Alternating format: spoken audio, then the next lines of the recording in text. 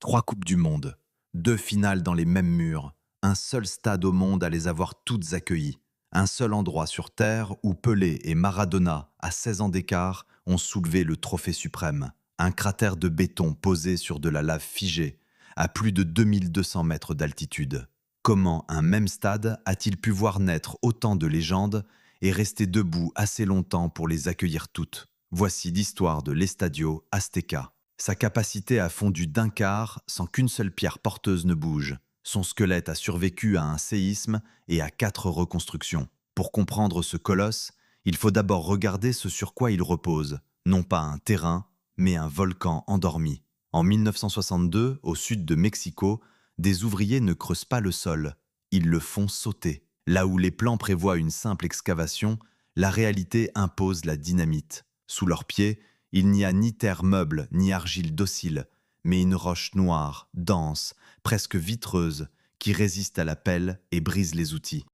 Le futur temple du football commence ainsi, par une bataille contre la pierre. Cette pierre a un nom et une origine précise. Il y a près de 1700 ans, un petit volcan du bassin de Mexico entra en éruption.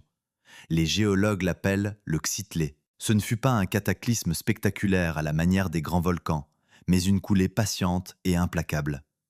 La lave s'écoula vers le nord, recouvrant des kilomètres carrés de la vallée d'un manteau de basalte. En refroidissant, elle se figea en un champ rocheux que les habitants nommèrent plus tard le Pédrégal, le pierrier, le pays de pierre. Pendant des siècles, cette étendue hérissée et stérile passa pour l'un des terrains les plus ingrats de la région. Rien n'y poussait facilement, rien ne s'y bâtissait sans peine. C'est précisément là que naîtra l'Azteca. Le choix peut sembler absurde, et il mérite qu'on s'y arrête, parce qu'il contredit tout ce qu'on imagine d'un chantier réussi. On se figure volontiers qu'un grand stade réclame une plaine dégagée. On nivelle, on coule le béton, on dresse les gradins. Ici, c'est l'inverse. Le terrain choisi est un des plus durs qui soit, et cette dureté va peser sur chaque étape de la construction.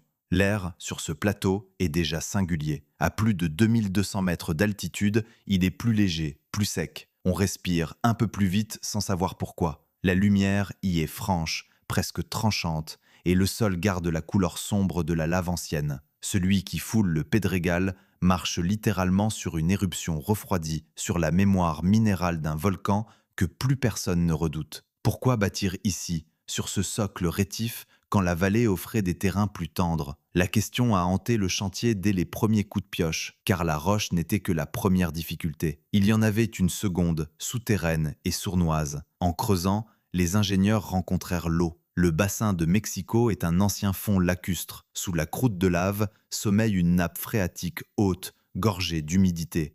Le projet initial rêvait d'une cuvette profonde, enfoncée loin dans le sol, pour que les gradins plongent vers la pelouse. Mais l'eau interdit de descendre aussi bas qu'on l'espérait.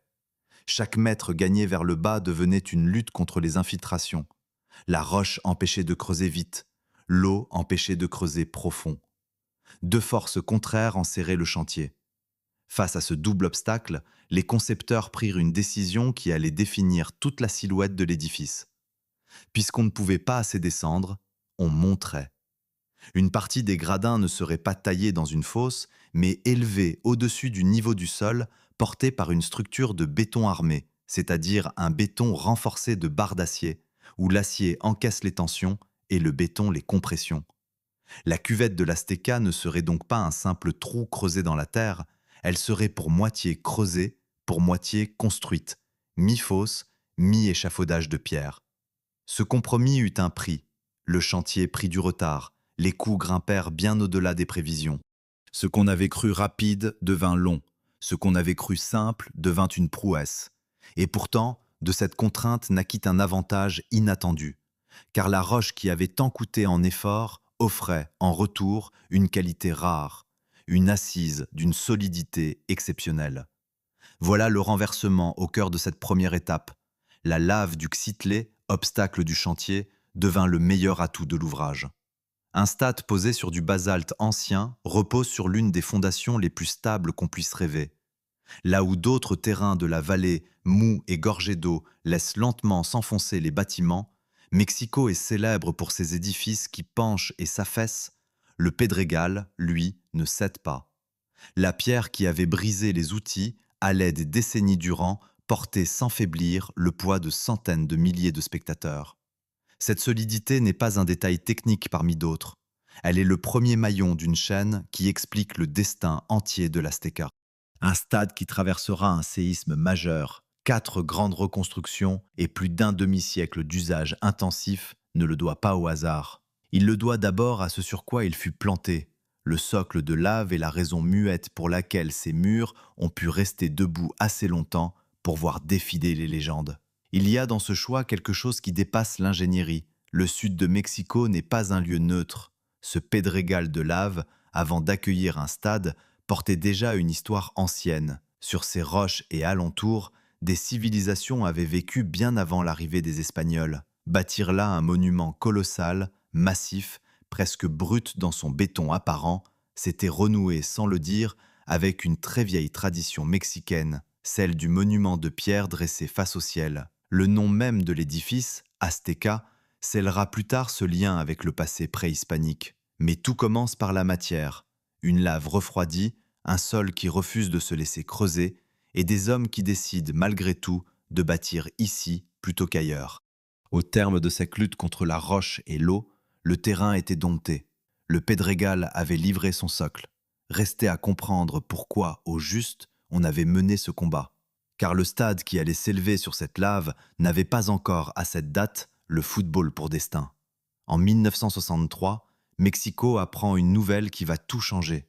La ville vient d'être choisie pour organiser les Jeux olympiques d'été de 1968. Pour la première fois, l'Amérique latine accueillera la plus grande fête sportive du monde. Et pour la première fois, une capitale de plus de 2200 mètres d'altitude devra prouver qu'elle peut recevoir les meilleurs athlètes de la planète. La nouvelle enflamme les ambitions. Il faut des installations dignes de l'événement, des équipements que le pays n'a encore jamais construits. C'est dans ce climat d'attente et de fierté nationale que germe l'idée d'une arène colossale au sud de la ville. Voilà le premier renversement. Le stade que le monde entier connaîtra comme le temple du football n'est pas né d'un rêve de football. Il est né d'un rêve olympique. Dans les intentions premières, on n'imagine pas d'abord Pelé ni Maradona, mais des cérémonies, des défilés, une grande scène nationale capable de porter le prestige d'un pays tout entier. Le ballon rond viendra plus tard s'emparer de ces gradins. À l'origine, l'Azteca est pensé comme la vitrine sportive d'une capitale qui veut entrer dans la cour des grands. Mais un projet de cette ampleur pose une question brutale, aussi vieille que l'architecture monumentale elle-même: qui paie? Construire la plus vaste enceinte du pays sur un socle de lave rétif, avec des retards et des surcoûts déjà prévisibles, exige des sommes considérables. L'État ne portera pas seul un tel fardeau. La réponse va venir d'un homme et d'un montage financier qui, des décennies plus tard, produira encore ses effets. Cet homme est un magnat de la télévision. À la tête d'un empire médiatique en pleine expansion, il comprend avant beaucoup d'autres ce qu'un stade géant peut représenter. Non seulement un monument, mais un contenu, un spectacle permanent à diffuser sur les écrans. Autour de lui se forme un cercle d'investisseurs. Et pour réunir les fonds, ce cercle invente une solution audacieuse, presque vertigineuse dans sa portée temporelle. On vend des loges. Non pas pour une saison, ni pour 10 ans, mais pour 99 ans. Il faut mesurer ce que signifie un tel chiffre. Vendre l'usage d'une loge pour près d'un siècle, c'est engager le stade bien au-delà de la vie de ceux qui signent le contrat. Les acheteurs de 1964 acquièrent un droit qui traversera les générations, un morceau de l'édifice qui restera dans leur famille alors même que les joueurs, les entraîneurs, les présidents auront tous disparu. Sur le moment, l'idée est ingénieuse. Elle fait rentrer l'argent nécessaire au chantier. Mais elle plante aussi, dans les fondations juridiques du stade, une graine dont personne ne mesure encore qu'elle germera un jour, très longtemps après, au pire moment.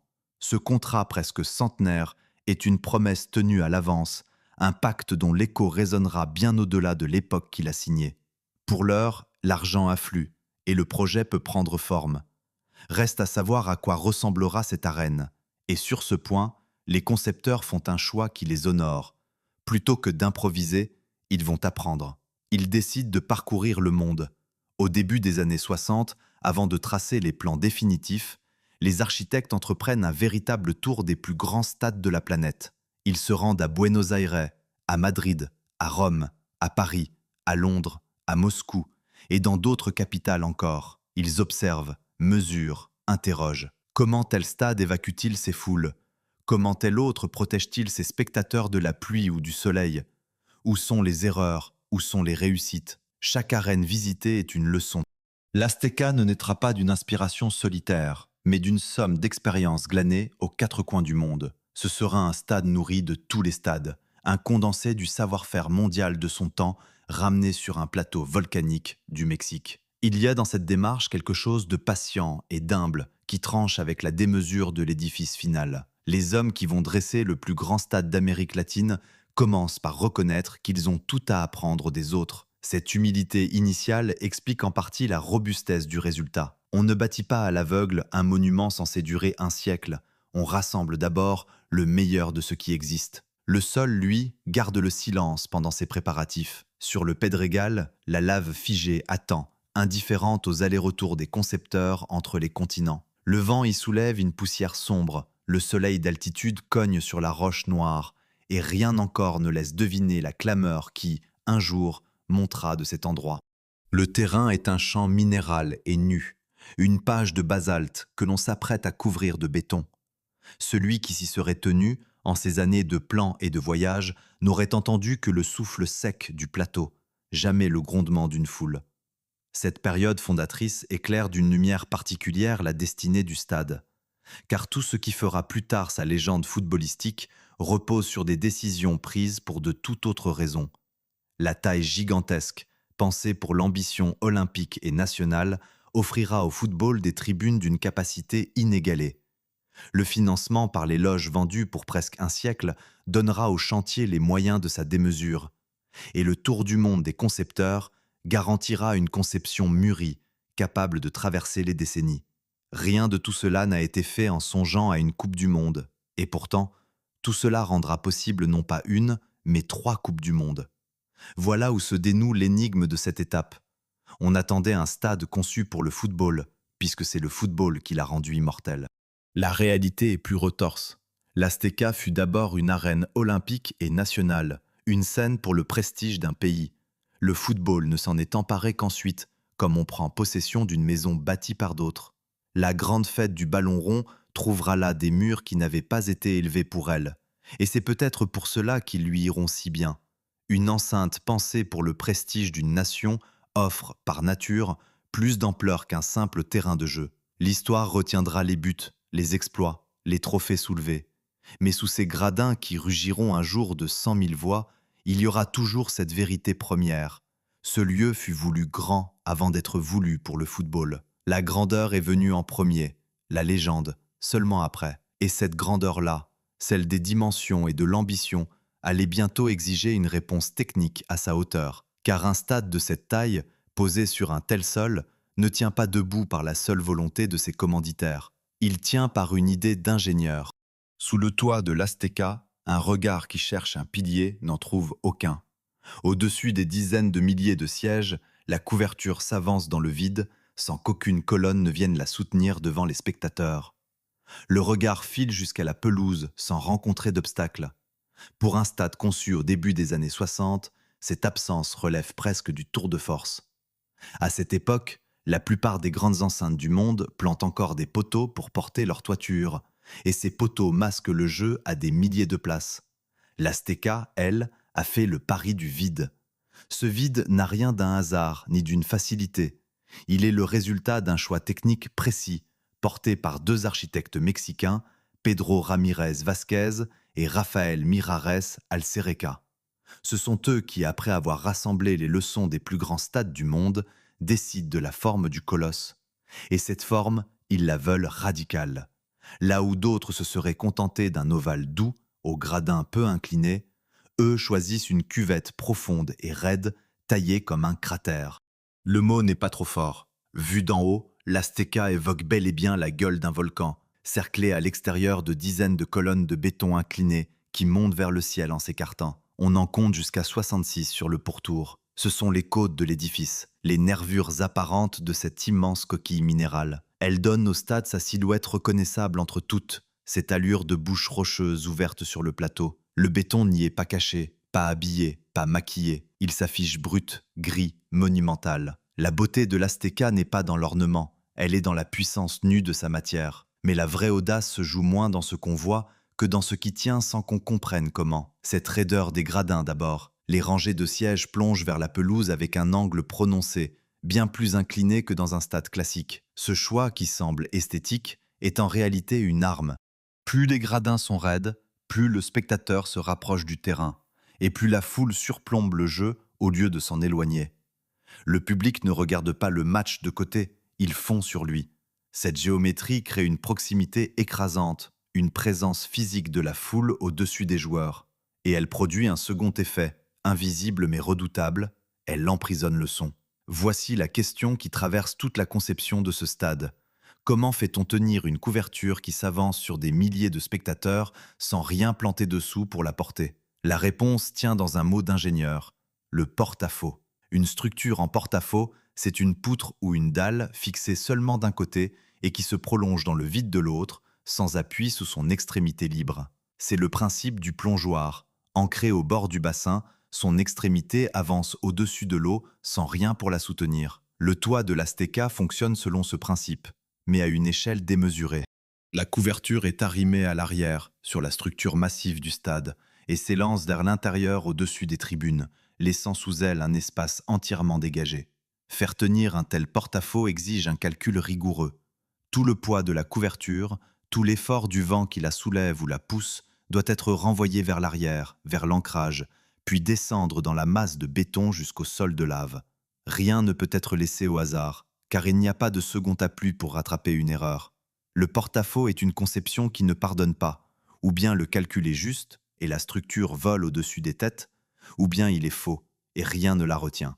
Que ce pari ait été tenu dès les années 60, sans les outils informatiques d'aujourd'hui, avec la seule force des équations et de l'expérience, force le respect. Cette prouesse ne surgit pas de nulle part. Elle s'inscrit dans un courant de pensée qui, à cette époque, fait la fierté de l'ingénierie mexicaine.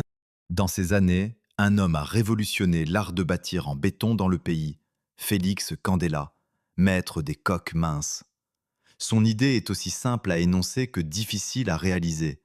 Une surface de béton, si on lui donne la bonne forme courbe, peut porter des charges énormes tout en restant extraordinairement fine. La résistance ne vient plus de l'épaisseur de la matière, mais de sa géométrie. Candela bâtissait des voûtes en forme de paraboloïdes hyperboliques, des surfaces à double courbure, gauchies dans deux directions à la fois, qui tiennent par leur galbe même plutôt que par leur masse. Une feuille de papier plat s'affaisse sous son propre poids. Pliez-la, courbez-la, et elle se raidit d'un coup. C'est tout le secret des coques minces. La forme fait la force. L'Aztéca n'est pas une coque de Candela, mais elle respire le même air intellectuel. Elle appartient à cette époque et à ce pays où l'on croyait qu'un béton bien pensé pouvait défier la pesanteur avec élégance. Ces concepteurs baignaient dans cette culture de l'audace calculée, où l'on ne se contentait pas d'empiler la matière, mais où l'on cherchait la forme juste, celle qui tient par intelligence plutôt que par force brute. Le porte-à-faux du toit, la raideur savante de la cuvette, la finesse des nervures, tout cela porte la marque d'une ingénierie qui pensait grand sans penser lourd. Il faut imaginer ce que produit cette architecture lorsqu'un but est marqué. La cuvette raide, fermée sur elle-même en un anneau continu sans la moindre brèche aux angles, ne laisse pas le bruit s'échapper. La clameur de dizaines de milliers de gorges, au lieu de se disperser dans le ciel, ricoche contre les parois inclinées et retombe vers la pelouse. Le son ne monte pas, il redescend, il s'abat sur le terrain, il écrase les joueurs sous une vague qu'on ressent dans la poitrine autant qu'on l'entend. La forme même du stade transforme la foule en instrument. Ce que les architectes ont dessiné avec des règles et des compas, ce sont les conditions d'un vacarme légendaire. Voilà comment se résout l'énigme de ce toit sans piliers et de cette chape de béton apparemment inébranlable. On croit souvent qu'un stade des années 60 ne peut être qu'une masse lourde et primitive, tenant par l'accumulation de matière. La vérité est inverse. L'Aztéca tient par une idée, le renvoi des forces vers l'arrière, le calcul du porte-à-faux, la géométrie qui travaille à la place de l'épaisseur.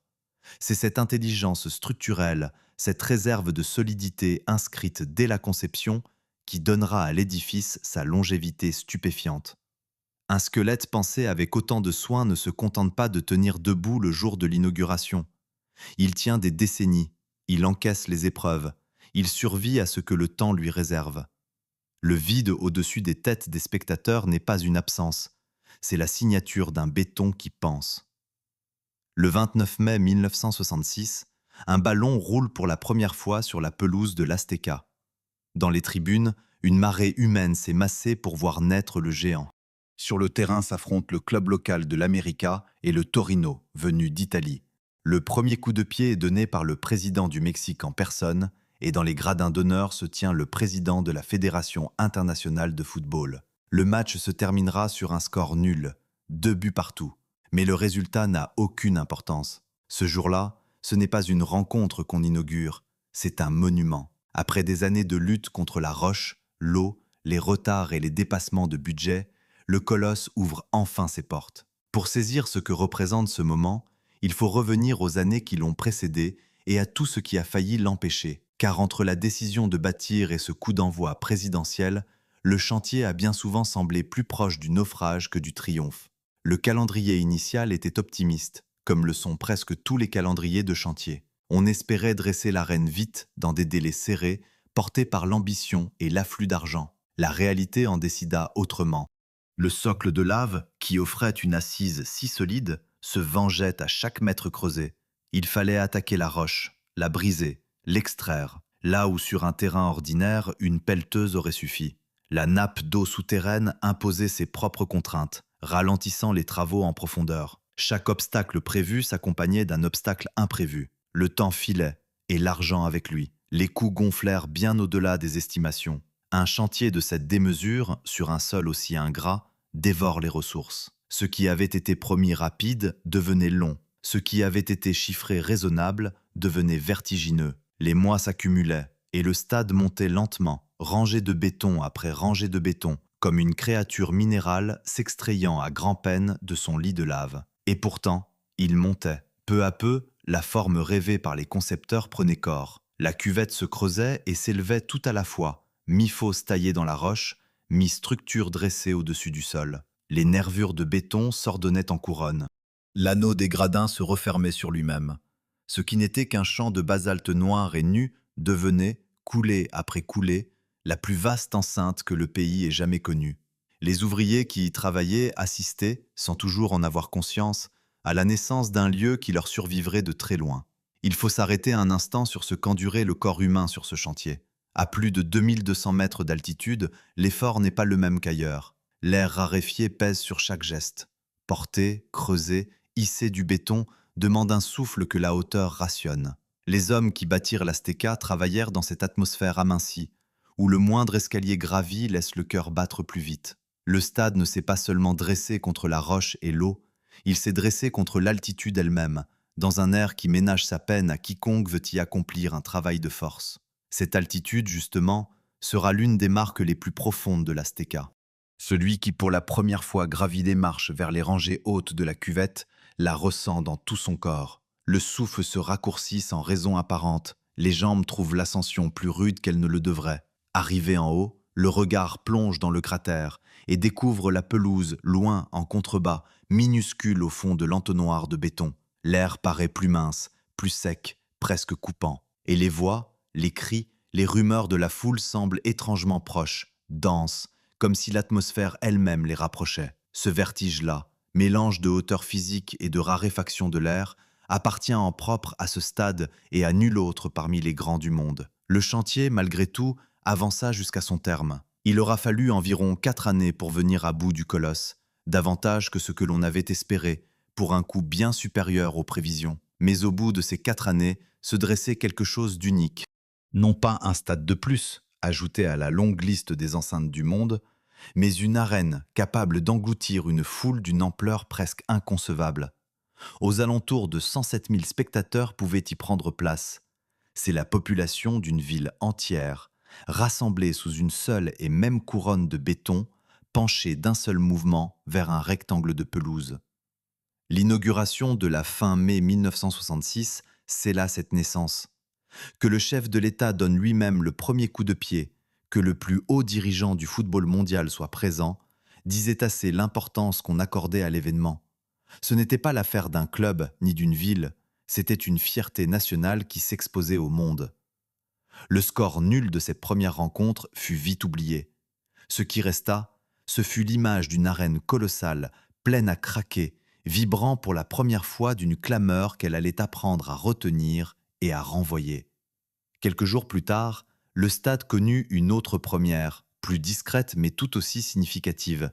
Au début du mois de juin, une rencontre se joua pour la première fois en nocturne, sous les projecteurs, opposant des équipes venues d'Espagne. Ce soir-là, l'Azteca révéla un autre visage. Sous la lumière blanche et crue des projecteurs, la cuvette de béton se détachait dans l'obscurité du plateau comme un brasier dans la nuit. Le ciel noir coiffait l'anneau ouvert, et la pelouse éclairée brillait au fond du cratère, telle une scène offerte aux ténèbres. Le stade ne vivait plus seulement le jour, il s'allumait désormais dans la nuit de Mexico, foyer de lumière posé sur l'ancienne lave. Ainsi s'accomplissait la promesse née quelques années plus tôt. Le pari insensé de bâtir sur un socle rétif, financé par des loges vendues pour presque un siècle, mûri par un tour du monde des plus grandes arènes, prenait enfin la forme d'un édifice réel, debout, vivant. Le retard et le surcoût n'étaient plus, désormais, que le prix payé pour une singularité. Car ce qui se dressait au sud de Mexico n'avait pas d'équivalent, ni par la taille, ni par l'altitude, ni par cette manière d'unir la brutalité du béton apparent à la finesse d'une conception qui refusait les piliers. Restait une inconnue, que ni les architectes, ni le magnat de la télévision, ni le président venu frapper le premier ballon ne pouvaient encore mesurer. Ce colosse taillé pour le prestige d'une nation attendait maintenant sa véritable épreuve, celle qui déciderait s'il ne serait qu'une immense scène de plus ou s'il deviendrait un lieu que le monde entier voudrait regarder. Le béton avait pris, la lave portait son poids, la lumière l'habillait de nuit comme de jour. Il ne manquait plus qu'une chose pour que le colosse devienne légende, que l'histoire, un jour, choisisse de s'écrire ici. Le 17e jour de juin 1970, dans la fournaise de l'après-midi mexicain, deux équipes s'apprêtent à écrire l'une des pages les plus folles de l'histoire du football. D'un côté, l'Italie, de l'autre, la République fédérale d'Allemagne. L'enjeu est une place en finale de la Coupe du Monde. Le décor est la cuvette de béton du sud de Mexico. Personne, dans les tribunes bondées, ne sait encore que les 100 prochaines minutes deviendront une légende que l'on se transmettra pendant des générations, sous un nom que l'histoire retiendra tel quel, le match du siècle. 4 années seulement s'étaient écoulées depuis l'inauguration du Colosse. En si peu de temps, l'arène avait franchi le seuil qui sépare un grand équipement d'un lieu de destin. Car 1970 marqua l'entrée de l'Azteca dans une autre dimension. Pour la première fois, le stade accueillait la Coupe du Monde, la plus haute compétition du football. 10 rencontres du tournoi s'y disputèrent, et sur cette scène de béton, 2 matchs allaient sceller à jamais la réputation du lieu. Le premier fut cette demi-finale entre l'Italie et l'Allemagne. Longtemps, la rencontre sembla suivre un cours prévisible. Les Italiens menaient d'un but, arrachés en début de partie, et défendaient cet avantage avec l'obstination qui faisait leur réputation. Le temps s'écoulait, la victoire italienne paraissait acquise. Puis, dans les toutes dernières secondes du temps réglementaire, alors que l'espoir allemand semblait éteint, l'égalisation tomba. D'un coup, tout était à refaire. La rencontre bascula dans la prolongation, et cette prolongation devint une tempête. En 30 minutes, les deux équipes inscrivirent une avalanche de buts. On menait, on était rejoint, on repassait devant, on était rattrapé encore. Le score enflait dans une succession de renversements qui laissaient les tribunes sans voix, puis les projetaient debout. Chaque but semblait décisif, et chaque but était aussitôt effacé par un autre. Au terme de cette folie, l'Italie l'emporta sur le score de 4-3. 7 buts au total, dont la plupart dans la seule prolongation. Jamais une demi-finale de Coupe du Monde n'avait offert pareil déchaînement. Il faut comprendre le rôle du lieu dans ce vertige. Ce déchaînement ne se produisit pas dans une enceinte quelconque. Il se produisit dans cette cuvette raide et fermée, où la clameur ne s'échappe pas mais retombe sur la pelouse. À chacun de ces buts, la vague sonore de la foule s'abattait sur les joueurs déjà exténués. Et il se produisit à plus de 2200 mètres d'altitude, dans cet air aminci qui rationne le souffle. Des hommes couraient, luttaient, marquaient, dans une atmosphère où le corps réclame 2 fois plus d'oxygène qu'il n'en trouve. La prolongation fut un supplice physique autant qu'un exploit sportif. L'épuisement des joueurs, visible, tremblant, faisait partie du spectacle. L'architecture et la géographie du stade ne furent pas de simples décors, elles furent des acteurs de la démesure. Une plaque de bronze, plus tard, viendra sceller ce souvenir sur les murs de l'Azteca. On peut y poser la main, sentir sous les doigts le métal frais qui commémore le match du siècle. Le stade garde ainsi la mémoire de ces grands jours, gravés à même sa matière, offerte au toucher de ceux qui passent. La légende n'est pas seulement dans les récits, elle est fixée dans le bronze, contre le béton. Mais la Coupe du Monde de 1970 ne se résume pas à cette demi-finale démente. Elle culmina, quelques jours plus tard, en une finale d'une toute autre nature. Le 21e jour de juin, le Brésil affronta l'Italie pour le titre suprême. Et là où la demi-finale avait été un chaos de renversement, la finale fut une démonstration de grâce. Cette équipe du Brésil est restée dans les mémoires comme l'une des plus belles de tous les temps. En son cœur brillait un homme qui disputait là un moment particulier de sa carrière. Sur la pelouse de l'Azteca, le Brésil déploya un football d'une fluidité éblouissante et s'imposa nettement, 4-1. Ce triomphe avait une saveur unique. Il offrait au Brésil un 3e titre mondial, un exploit que nul autre pays n'avait encore accompli. Selon la règle de l'époque, cette 3e victoire lui accordait le droit de conserver définitivement le trophée.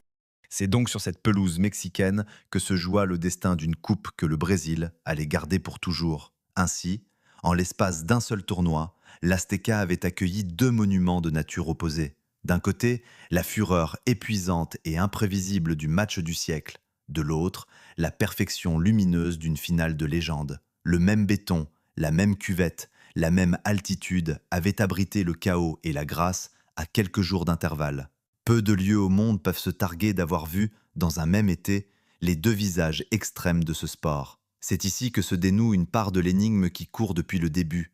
On pourrait croire que ces matchs eussent été grands en n'importe quel endroit, que le lieu n'y fut pour rien, que seuls comptaient les joueurs et le hasard du jeu. La réalité résiste à cette simplicité. Ces rencontres furent ce qu'elles furent aussi parce qu'elles se déroulèrent ici. L'altitude poussa les corps dans leur dernier retranchement et transforma la prolongation en épreuve surhumaine. La cuvette fermée amplifia chaque émotion, renvoya chaque clameur sur le terrain, enveloppa les joueurs d'une pression sonore que peu d'arènes savent produire.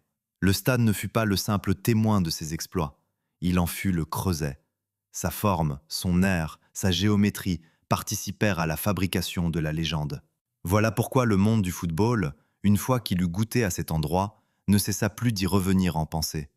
En une seule Coupe du Monde, l'Azteca avait prouvé qu'elle n'était pas une arène parmi d'autres, mais un lieu où l'histoire du jeu semblait vouloir se concentrer. Ce qui avait été bâti pour le prestige d'une nation devenait le théâtre des plus grands drames du sport mondial. Le colosse de lave avait trouvé sa vocation véritable.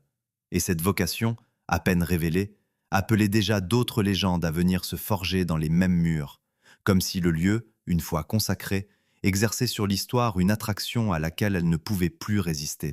Le 19e jour de septembre 1985, à l'aube, la ville de Mexico fut jetée à terre. Un séisme d'une violence extrême frappa la capitale. En quelques minutes, des immeubles entiers s'effondrèrent sur eux-mêmes, des quartiers furent réduits en gravats et des milliers de vies furent englouties sous les décombres.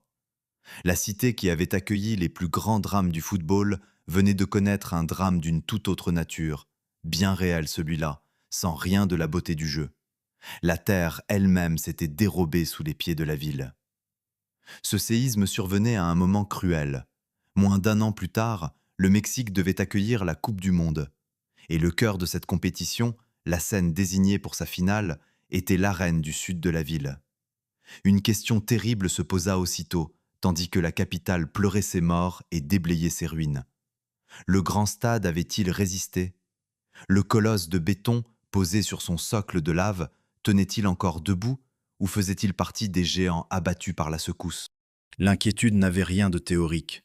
Un tremblement de terre de cette ampleur ne pardonne pas aux structures mal conçues. Partout dans Mexico, des bâtiments réputés solides s'étaient affaissés, pliés, rompus. Les ingénieurs le savaient. La secousse avait frappé avec une force capable de briser le béton et de tordre l'acier. Rien ne garantissait qu'une enceinte de près de 20 ans, aussi vaste, aussi lourde, eût traversé l'épreuve sans dommage. Si l'arène était atteinte dans sa structure, c'est toute la Coupe du Monde qui vacillait avec elle. Il fallut donc inspecter. Des experts parcoururent l'édifice, examinèrent ses fondations, sondèrent son squelette, cherchèrent la moindre fissure, le moindre signe de faiblesse dans les colonnes, les gradins, la couverture.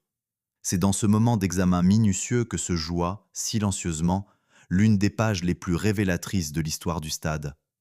Car de leur verdict dépendait bien plus qu'un match. Dépendait le maintien d'un tournoi mondial dans un pays meurtri. Pour comprendre l'enjeu de cette inspection, il faut se souvenir de ce surcroît et de la manière dont ce stade avait été bâti. Un socle de lave ancienne, d'une stabilité rare, là où d'autres terrains de la vallée se dérobent et s'affaissent. Un squelette de béton armé, conçu avec une réserve de solidité considérable, pensé pour durer bien au-delà de sa première saison. Toutes ces décisions prises 2 décennies plus tôt, sous la contrainte de la roche et de l'eau, dans le souci d'une conception mûrie, allaient maintenant être mises à l'épreuve par la nature elle-même. Le séisme posait à l'édifice la question la plus brutale qui soit. Ta construction valait-elle ce qu'elle a coûté? La réponse tomba, et elle fut sans appel. Après vérification, le stade fut déclaré structurellement intact. La secousse qui avait terrassé tant d'immeubles n'avait pas entamé le colosse. Ses fondations de lave n'avaient pas bougé. Son ossature n'avait ni cédé ni fléchi.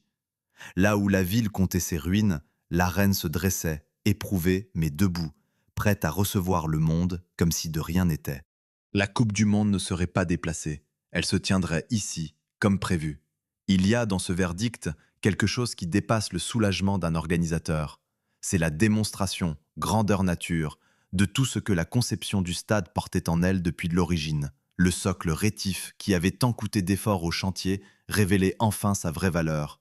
Une assise que même un séisme majeur ne parvenait pas à ébranler. La réserve de solidité inscrite dans le béton par les concepteurs n'était pas un luxe d'ingénieur, mais une assurance sur l'avenir qui venait de se payer au centuple. Ce que l'on avait pu prendre dans les années 60 pour un excès de prudence ou une dépense superflue sauvait maintenant une Coupe du Monde entière. Cet épisode éclaire d'une lumière saisissante le destin du lieu, car l'histoire aurait pu bifurquer là, en cette matinée de septembre. Si le stade s'était fissuré, si son squelette avait souffert, le tournoi eût été déplacé, peut-être vers un autre pays. Et alors, tout ce qui allait s'écrire l'année suivante sur cette pelouse ne se serait jamais produit ici. Les exploits à venir, les gestes destinés à entrer dans la légende, appartiendraient à un autre stade, à une autre ville. C'est la solidité du béton, la stabilité de la lave, la rigueur d'une conception ancienne qui décidèrent, en silence, que la suite de l'histoire du football s'écrirait bien à cet endroit précis. On mesure rarement à quel point les grands moments du sport tiennent à des causes qui n'ont rien de sportif. Une équipe géniale, un joueur inspiré, un geste parfait, voilà ce que l'on retient. Mais pour qu'un geste devienne légende sur une pelouse donnée, encore faut-il que cette pelouse existe, que ses tribunes tiennent, que ses fondations aient résisté à ce qui aurait pu tout emporter. Derrière chaque exploit célèbre, il y a une réalité muette et matérielle, un bâtiment qui n'a pas cédé. L'Azteca offrit au monde ses plus grands drames parce qu'elle avait, d'abord, survécu à celui qui n'avait rien d'un jeu. Une image demeure de cette épreuve. Tout autour du stade épargné, la ville pansait ses plaies. Des quartiers entiers portaient les stigmates de la secousse, des familles cherchaient les leurs, la vie ordinaire s'était arrêtée sous le choc.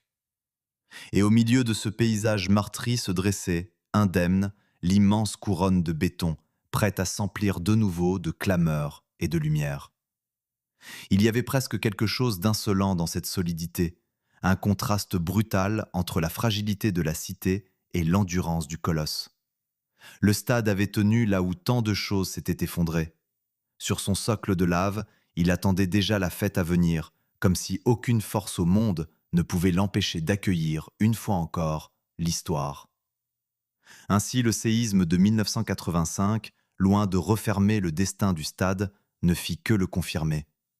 Il révéla, sous l'épreuve la plus dure, ce que les plans et les calculs avaient promis 20 ans plus tôt.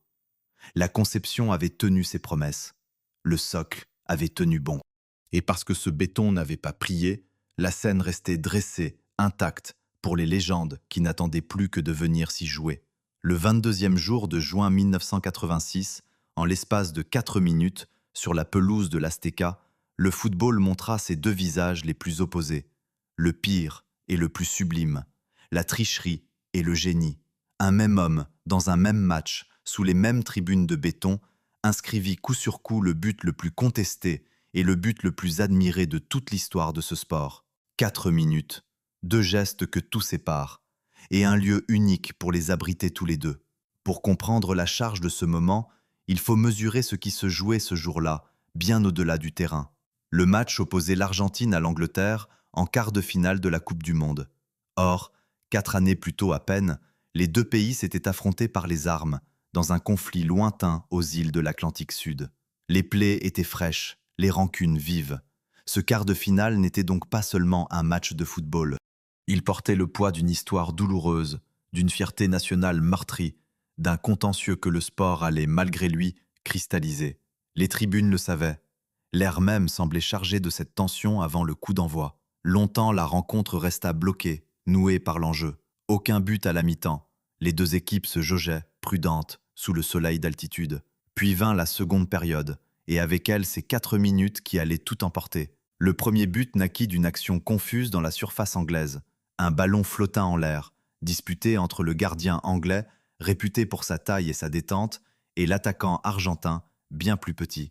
Contre toute logique physique, ce fut le plus petit qui toucha le ballon en premier, l'envoyant au fond des filets. Mais quelque chose clochait. Le ballon n'avait pas été frappé de la tête, il avait été touché de la main. D'un geste vif, dissimulé, l'attaquant avait poussé le ballon du poing, profitant de sa course pour masquer la faute. L'arbitre, placé loin de l'action, n'avait rien vu. Le juge de touche non plus. Le but fut accordé. Il faut s'arrêter sur ce moment précis, car il dit tout d'une époque. Nous étions dans un football sans assistance vidéo, sans ces caméras qui, aujourd'hui, disséquaient chaque geste au ralenti. L'arbitre de la rencontre ne disposait que de ses yeux et de ceux de ses assistants. Il jugeait dans l'instant, sans recours, sans reprise, sans appel. Ce jour-là, l'homme en charge de la rencontre prit sa décision de bonne foi, dans l'ignorance de ce que des millions de téléspectateurs verraient plus tard, image par image. Une seule décision humaine, prise en une fraction de seconde par un homme qui ne pouvait pas savoir, changea le cours d'un match de Coupe du Monde et entra dans l'éternité. Le geste fauteur passa. Il n'y eut pas de mysticisme là-dedans, pas de main du destin au sens propre, seulement la faillibilité d'un regard humain à l'ère d'avant les machines. L'attaquant lui-même, bien plus tard, entretiendrait le mystère de son geste par une formule restée célèbre, évoquant une intervention qui tenait à la fois de sa propre tête et d'une puissance supérieure. La légende s'empara de cette phrase. Mais la vérité, elle, est plus simple et plus humaine. Une faute non vue, dans un stade où l'arbitre n'avait pas d'yeux électronique pour le corriger. Et c'est ici que le récit bascule. Car à peine 4 minutes plus tard, le même homme, celui qui venait de tromper le monde entier, allait offrir à ce même monde le geste le plus pur qu'un terrain de football ait jamais vu. Tout commença dans son propre camp, à bonne distance des buts adverses. L'attaquant reçut le ballon, se retourna et s'élança. Ce qui suivit tint du prodige. Sur une distance d'environ 60 mètres, plus de la moitié de la longueur du terrain, il traversa toute l'équipe anglaise, ballon au pied. Il élimina un adversaire, puis un autre encore, dans une course ininterrompue où le ballon semblait aimanter à ses chevilles. 5 joueurs anglais furent laissés sur place, plus le gardien, débordé par une chevauchée que rien ne parvint à arrêter. Au bout de cette traversée, il poussa le ballon dans le but vide. La cuvette de l'Azteca explosa d'une clameur qui restait, pour ceux qui l'entendirent, gravée à jamais dans leur mémoire. Ce but ne fut pas seulement beau, il fut reconnu, officiellement, comme le plus grand de tous. En l'an 2002, la Fédération internationale de football organisa un vote public pour désigner le plus beau but de l'histoire des Coupes du Monde. C'est cette course de 60 mètres sur la pelouse mexicaine qui l'emporta. Ce que la mémoire populaire avait sacré, une consultation mondiale le confirma. Le but du siècle n'est pas une exagération de supporters, c'est une distinction établie, gravée dans les archives du football mondial. Le lieu de cet exploit, c'est ici, dans cette arène de béton, à cette altitude, sous ce ciel. L'Argentine remporta ce quart de finale, 2-1. Elle poursuivit sa route jusqu'à la finale, disputée elle aussi sur cette même pelouse. Le 29e jour de juin, elle affronta la République fédérale d'Allemagne pour le titre suprême. Au terme d'une rencontre disputée, elle l'emporta sur le score de 3-2. Et sur cette pelouse mexicaine, 16 ans après un autre grand champion, un nouveau roi du football souleva la Coupe du Monde vers le ciel du plateau. L'Azteca devenait alors le seul endroit sur Terre à avoir vu deux des plus grands joueurs de tous les temps triompher au sommet du monde. Il faut prendre la mesure de cette singularité.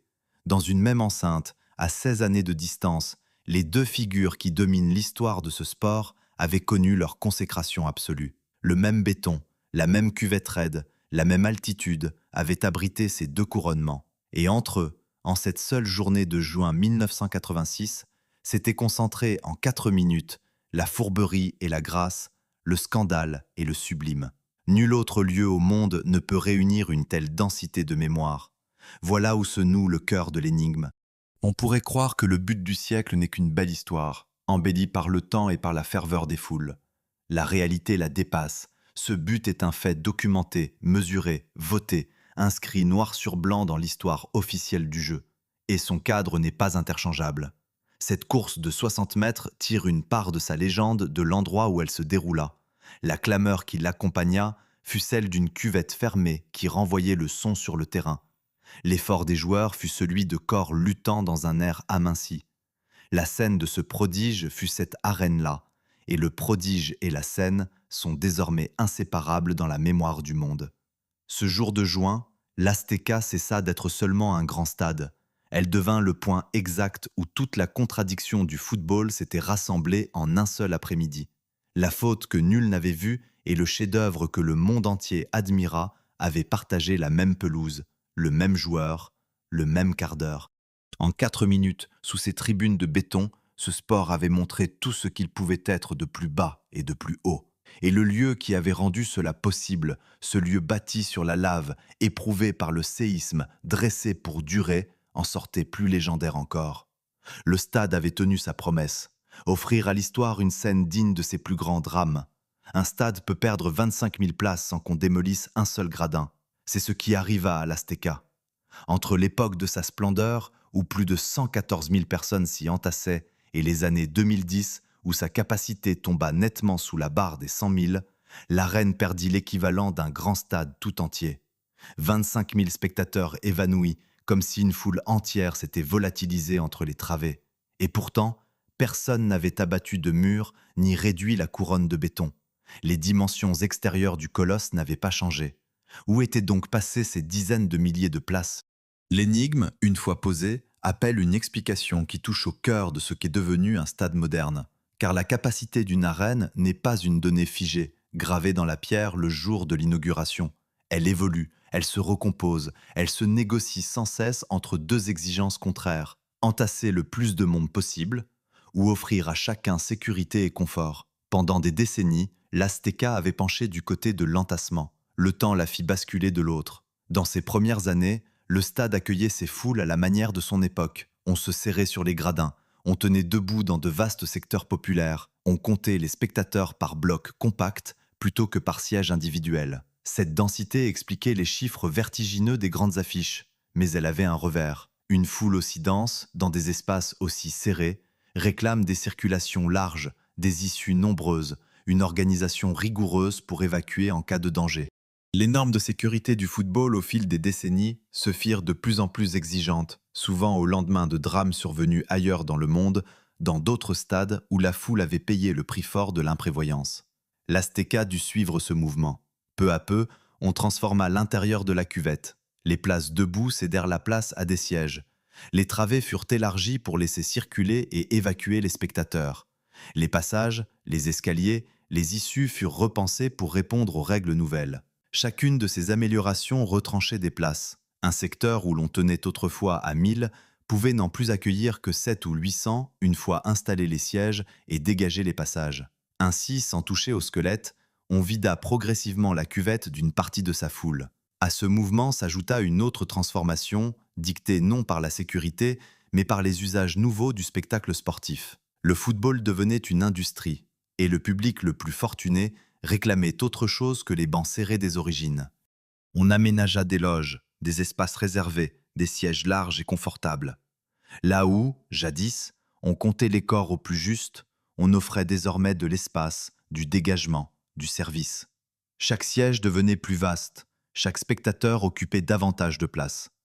Le confort gagnait du terrain sur la densité, et le confort, en langage de stade, se paie toujours en capacité perdue. Voilà comment se résout le mystère des places évanouies.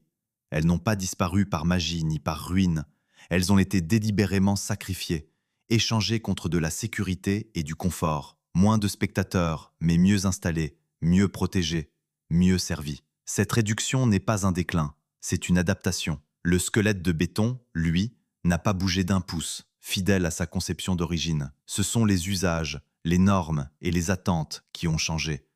Et c'est l'intérieur de la cuvette qui s'est reconfiguré autour d'un squelette resté le même. La forme demeure, le contenu se transforme. Mais tandis que le stade renégociait ainsi sa capacité, une autre bataille se livrait, plus symbolique, autour d'un enjeu qu'aucune norme de sécurité ne peut régler, son nom. Car si l'on peut retirer des sièges à un stade, peut-on lui retirer son identité? L'histoire de l'Azteca est marquée par des tentatives répétées de la rebaptiser. À la fin des années 90, on voulut donner à l'arène le nom d'un dirigeant du football, honorant un homme dont l'influence avait compté dans l'histoire de l'institution. Le nom fut officiellement changé. Sur le papier, le stade portait désormais un patronyme nouveau. Mais quelque chose résista, obstinément, à ce changement décrété d'en haut. Le public continua d'appeler l'arène par son nom d'origine. Dans les bouches, dans les journaux, dans la mémoire collective, elle restait ce qu'elle avait toujours été. Le nom imposé glissa sur elle sans prendre. Au bout de quelques années, l'appellation historique reprit officiellement ses droits. Le nom du dirigeant s'effaça. Le nom d'origine revint. Ce fut la première fois, mais non la dernière.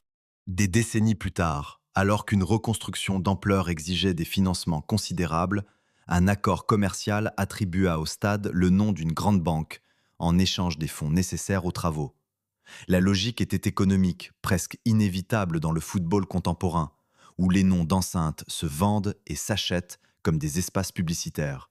Officiellement, l'arène prit ce nom commercial, mais une fois encore, la société refusa dans sa grande majorité de s'y plier. Pour les habitants, pour les amoureux du football, pour tous ceux qui portaient ce lieu dans leur cœur, le stade gardait son nom véritable, celui qui l'unissait au passé profond du pays. Le nom acheté demeura sur les documents et les contrats. Le nom aimé continua de vivre dans les voix. Il y a dans cette obstination quelque chose qui dépasse le simple attachement à une habitude. Ce nom d'origine n'est pas un mot ordinaire. Il relie l'édifice à la civilisation qui, bien avant l'arrivée des Européens, avait dressé ses monuments dans cette même vallée. Il inscrit le stade dans une lignée de grandeur qui remonte à l'ère précolombienne, comme si le colosse de béton était l'héritier lointain des temples de pierre d'autrefois.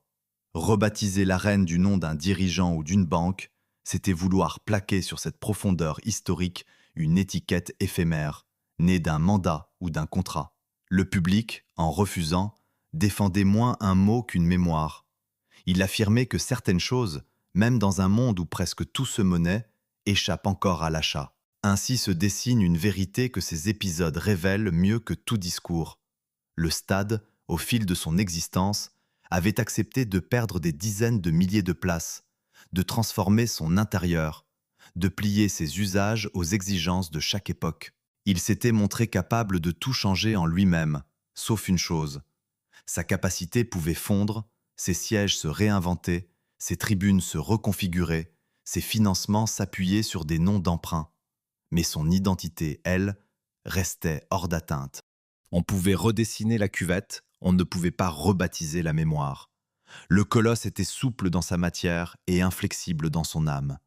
Voilà peut-être ce qui distingue un simple équipement d'un véritable monument. Un équipement porte le nom qu'on lui donne. Un monument porte le nom que le peuple lui reconnaît. L'Azteca avait cessé depuis longtemps d'appartenir à ceux qui la géraient ou la finançaient. Elle appartenait à ceux qui l'aimaient, et ce sont eux qui, 2 fois, lui rendirent son nom. Un stade capable de se transformer autant tout en demeurant si obstinément lui-même n'est plus seulement un lieu où l'on joue. Il est devenu un être de mémoire, plus grand que les matchs qu'il abrite, plus durable que les contrats qui prétendent le nommer. Pendant près de 2 années, le plus grand stade d'Amérique latine resta plongé dans le silence. Aucune clameur, aucun match, aucune foule. La cuvette de béton, si longtemps emplie de rugissements, s'était tue. À l'intérieur, ce n'étaient plus des joueurs qui couraient sur la pelouse, mais des ouvriers, des grues, des échafaudages. L'Azteca vivait la transformation la plus profonde de toute son histoire. Et au cœur de ce chantier titanesque se posait une question que personne n'avait encore osé formuler aussi crûment. Un squelette conçu au début des années 60 pouvait-il vraiment porter le stade du XXIe siècle? L'enjeu de cette reconstruction n'avait rien d'ordinaire. Il ne s'agissait pas d'un simple rafraîchissement, d'une couche de peinture et de quelques sièges neufs. Il s'agissait de hisser une arène presque sexagénaire au niveau des exigences les plus modernes du football mondial, pour lui permettre d'accueillir, une fois encore, la plus grande compétition de la planète. 2 bureaux d'architecture de renom furent chargés de l'entreprise. Leur mission tenait de la gageure. Tout moderniser sans trahir ce qui faisait l'âme du lieu. Car le paradoxe était vertigineux. Le monde attendait un stade ultramoderne, hérissé de technologie, capable de rivaliser avec les enceintes flambant neuves construites ailleurs à grands frais. Mais ce stade ultramoderne devait naître non pas d'une page blanche, mais d'une structure vieille de près de 6 décennies.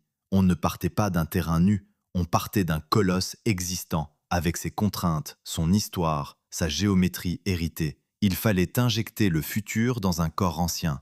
La première décision fut la plus lourde de sens. Le squelette de béton, cette ossature dressée dans les années 60, ne serait pas remplacé. Il serait conservé, renforcé, consolidé, mais non détruit. Les ingénieurs firent le pari de faire confiance à la conception d'origine, à cette réserve de solidité que les bâtisseurs avaient inscrite dans la structure dès le départ. On vérifia, on ausculta, on renforça les points qui le demandaient. Mais le cœur porteur du stade, celui qui avait résisté au séisme et traversé 4 grandes vagues de rénovation, demeura le même. Une fois de plus, on lui confia le poids de l'avenir. Autour de ce squelette préservé, en revanche, presque tout changea.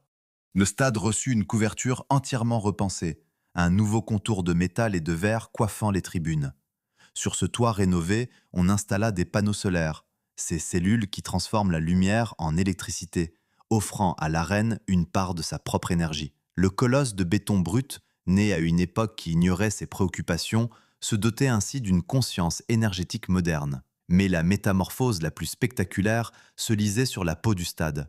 Sa façade se couvrit d'écrans lumineux d'une surface considérable, de l'ordre de 2000 mètres carrés, l'équivalent d'une bonne fraction d'un terrain de football dressé à la verticale. Le soir venu, ces écrans transforment l'enveloppe de l'arène en un immense spectacle de couleurs et de lumière. Le béton nu des origines, cette matière brute qui faisait toute l'esthétique du lieu, se pare désormais d'un manteau numérique qui ondule et scintille dans la nuit de Mexico. L'ancien et le nouveau se superposent. Sous la lumière mouvante des écrans, les nervures de béton restent les mêmes qu'au premier jour. Sous cette peau lumineuse, le stade se dota d'un véritable système nerveux. On déroula à l'intérieur de l'édifice une quantité stupéfiante de fibres optiques, près de 40 kilomètres de câbles, soit une longueur qui relierait des villes entières, lovées dans les entrailles d'un seul bâtiment. On installa près d'1 millier de points d'accès sans fil, pour que chaque spectateur, où qu'il soit assis, reste connecté au monde. Une arène née en 1966, à une époque où de telles technologies relevaient de la pure science-fiction, recevaient ainsi les nerfs et les veines de l'âge numérique. Le contraste est saisissant. Le vieux béton et la fibre de verre, l'ossature d'hier et les données d'aujourd'hui, cohabitant dans un même corps. La pelouse elle-même fut repensée. On installa un gazon hybride, une herbe naturelle renforcée de fibres artificielles qui rendent le tapis plus résistant et plus durable, doté d'un système d'aération et d'évacuation de l'eau. Le terrain sur lequel avaient couru les plus grandes légendes du jeu devenait un ouvrage technologique à part entière, mariage du vivant et de l'artificiel. Au milieu de cette débauche de modernité surgit un obstacle inattendu, révélateur des difficultés propres à un tel projet. Le football mondial exige désormais des stades qui répondent à des critères écologiques stricts, sanctionnés par des certifications environnementales. Or, satisfaire à ces exigences se révéla plus ardu pour une arène presque sexagénaire que pour une construction neuve. Un bâtiment conçu de zéro peut intégrer dès sa naissance toutes les innovations vertes. Un colosse hérité des années 60, lui, doit composer avec ce qui existe déjà. La solution fut de porter l'effort moins sur l'apparence que sur le fonctionnement. On misa sur la manière dont le bâtiment consomme et gère ses ressources. Une plomberie économe en eau, une surveillance en temps réel de l'énergie et des fluides, les panneaux solaires sur le toit. On ne pouvait pas rendre le stade neuf, on pouvait le rendre intelligent. C'est au cœur de cette reconstruction qu'un vieux fantôme ressurgit du passé le plus lointain de l'édifice. Des décennies auparavant, pour financer la construction initiale, des loges avaient été vendues à des particuliers pour une durée de près d'un siècle. Ce contrat, signé dans les années 60, semblait appartenir à une histoire révolue. Il n'en était rien. À l'approche du grand tournoi, les détenteurs de ces loges centenaires se trouvèrent en litige avec les instances du football, qui souhaitaient disposer de ces espaces pendant la compétition. Une décision prise pour bâtir le stade, un demi-siècle plus tôt, produisait ainsi ses conséquences au XXIe siècle. La graine plantée dans les fondations juridiques de la reine, à l'époque où l'on cherchait par tous les moyens à réunir l'argent du chantier, germait enfin, très longtemps après, exactement comme un mécanisme patient dont l'heure serait venue. Ce qui avait permis d'ériger le colosse revenait le hanter à l'instant de sa renaissance. Voilà comment se dénoue l'interrogation qui pesait sur tout ce chantier. On pouvait douter qu'un squelette des années 60 fût digne du stade du XXIe siècle. La réponse fut apportée par la reconstruction elle-même. Non seulement l'ossature d'origine se révéla capable de porter toute cette modernité, mais c'est précisément parce qu'elle avait été conçue avec un tel excès de solidité qu'une telle transformation devint possible. On put suspendre à ce squelette une nouvelle couverture, des panneaux solaires, des écrans géants, des kilomètres de fibres, sans avoir à toucher au cœur porteur. La réserve de robustesse inscrite au départ payait, une fois encore, des dividendes que ses concepteurs n'avaient pu imaginer. Ce que l'on avait pris jadis pour une prudence excessive se révélait être le secret de la longévité. Il y a là une leçon qui dépasse le cas d'un stade. La plupart des bâtiments d'une telle époque ont été démolis, jugés dépassés, incapables de suivre le rythme des exigences nouvelles. L'Azteca, elle, a survécu à toutes ces métamorphoses parce que son squelette avait été pensé pour durer bien au-delà de son temps. Chaque génération d'ingénieurs a pu changer ce qui se voyait, ce qui s'entendait, ce qui se touchait, sans jamais avoir à remettre en cause l'ossature invisible qui portait tout. Le stade de béton brut des années 60 s'était mué en une arène connectée, lumineuse, économe, sans cesser d'être lui-même. Et à l'issue de ces 2 années de silence et de travaux, le colosse rouvrit enfin les yeux, prêt à retrouver sa vocation première, accueillir le monde, une fois de plus, sous ses tribunes ressuscitées. Le 11e jour de juin 2026, un ballon roula de nouveau sur la pelouse de l'Azteca, et le monde entier regardait. Ce jour-là, sous les tribunes ressuscitées, se jouait le match d'ouverture de la Coupe du Monde, précédé d'une cérémonie éclatante. La sélection du Mexique affronta celle de l'Afrique du Sud et s'imposa par 2-0. Mais l'important n'était pas le score. L'important tenait en un fait que nul autre lieu sur la planète ne pouvait revendiquer. À cet instant précis, l'Azteca devenait le seul stade au monde à avoir accueilli les matchs de 3 Coupes du Monde différentes. Aucune autre arène, nulle part, n'avait jamais réuni pareil exploit. Il faut prendre la mesure de ce que représente ce chiffre. 3 tournois mondiaux, étalés sur 56 années, en 1970, en 1986, puis en 2026. 3 générations de joueurs, 3 époques du football, 3 mondes différents, réunis par un même lieu. Entre le premier et le dernier de ces tournois, presque tout avait changé dans ce sport et dans la société qui le regarde. Les joueurs de la première coupe seraient devenus les grands-pères de ceux de la dernière. Et pourtant, la scène, elle, était restée la même. Le même socle de lave, le même squelette de béton, la même cuvette raide penchée vers la pelouse avait abrité ces 3 moments séparés par plus d'un demi-siècle. Cette Coupe du Monde de 2026 ne se limita pas au match d'ouverture. La reine accueillit 5 rencontres du tournoi, dont la cérémonie inaugurale et des matchs à élimination directe, dans les phases où chaque défaite renvoie une équipe chez elle. Le stade retrouvait ainsi, après 2 années de silence et de travaux, sa vocation la plus haute, servir de théâtre au drame du football mondial. Les tribunes se remplissaient de nouveau. La clameur montait, retombait sur le terrain, écrasait les joueurs sous la vague sonore que la forme du lieu façonne depuis toujours. Rien, dans cette expérience fondamentale, n'avait vieilli. C'est ici, au terme de ce long parcours, que la question posée au tout début peut enfin trouver sa réponse. Comment un même stade a-t-il pu voir naître autant de légendes et rester debout assez longtemps pour accueillir 3 Coupes du Monde? On pourrait être tenté d'y voir une simple chance, un hasard heureux qui aurait posé au bon endroit les grands moments du football. Cette explication ne résiste pas à l'examen. Rien dans le destin de l'Azteca ne doit au hasard. Tout, au contraire, découle d'une chaîne de décisions matérielles prises pour des raisons concrètes dont les effets se sont additionnés au fil des décennies. La réponse commence dans la roche. En bâtissant sur la lave figée d'un ancien volcan, les concepteurs avaient, sans le vouloir pleinement, doté leur ouvrage d'une assise qu'aucune secousse ne pourrait ébranler. Là où d'autres terrains de la vallée s'affaissent lentement, ce socle-là tenait bon. La réponse se poursuit dans le béton, en dotant la structure d'une réserve de solidité considérable, bien au-delà de ce que réclamait l'usage immédiat. Les bâtisseurs avaient offert au stade la capacité de traverser les époques sans que son cœur porteur eût jamais à être remplacé. La réponse tient enfin dans la forme. Cette cuvette profonde et fermée, ce toit sans piliers, cette géométrie qui rapproche la foule et emprisonne le son, avait créé une expérience si puissante que chaque génération voulait la revivre. Voilà le dénouement de l'énigme. Si tant de légendes sont nées ici, ce n'est pas parce que le lieu aurait porté une magie mystérieuse. C'est parce que sa conception même fabriquait les conditions de la grandeur. L'altitude poussait les corps à la limite.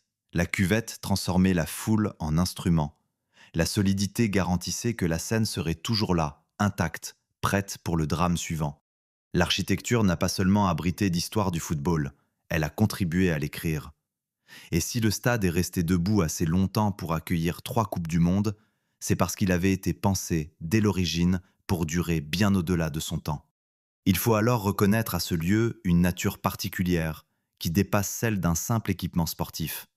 Un stade ordinaire n'est qu'un contenant, un cadre neutre où se déroulent des événements qui pourraient tout aussi bien se produire ailleurs. L'Azteca est autre chose. Elle est devenue une machine à fabriquer et à conserver la mémoire. Dans son béton sont inscrits, littéralement, les plus grands moments de ce sport. La fureur d'une demi-finale devenue le match du siècle. La course de 60 mètres consacrée plus tard, plus beau but de l'histoire. Le double sacre de 2 des plus grands joueurs que le monde ait connus. Ce que d'autres lieux laissent filer avec le temps, celui-ci le retient, gravé dans sa matière, offert à la mémoire des générations. L'édifice est plus grand que chacun des matchs qu'il a abrités, parce qu'il les contient tous à la fois. Pour le spectateur venu d'ailleurs, et notamment de France, ce stade occupe une place singulière dans le souvenir. Beaucoup l'ont découvert non pas en gravissant ses marches, mais à travers les images télévisées d'un été lointain, celui de 1986. Cette année-là, une grande génération du football français, championne d'Europe 2 ans plus tôt et emmenée par son meneur de jeu le plus célèbre, brilla lors de ce mondial mexicain avant de s'incliner en demi-finale et de terminer à la 3e place. Ce fut le dernier grand tournoi de cette génération dorée.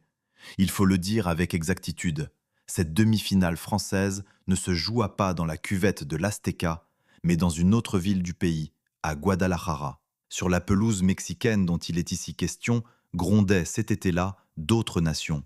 La France et ce stade furent les contemporains d'une même grande épopée, sans que leurs chemins s'y croisent directement.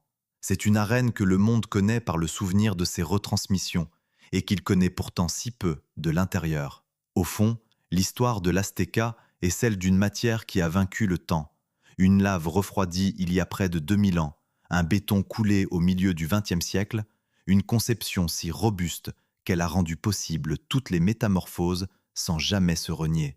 Sur ce socle ont couru des hommes dont les noms ont fait le tour du monde, mais qui sont passés, comme passent toutes les générations. Le stade, lui, est resté. Il a vu les foules changer, les règles évoluer, les technologies naître, les noms qu'on voulait lui imposer glisser sur lui sans prendre.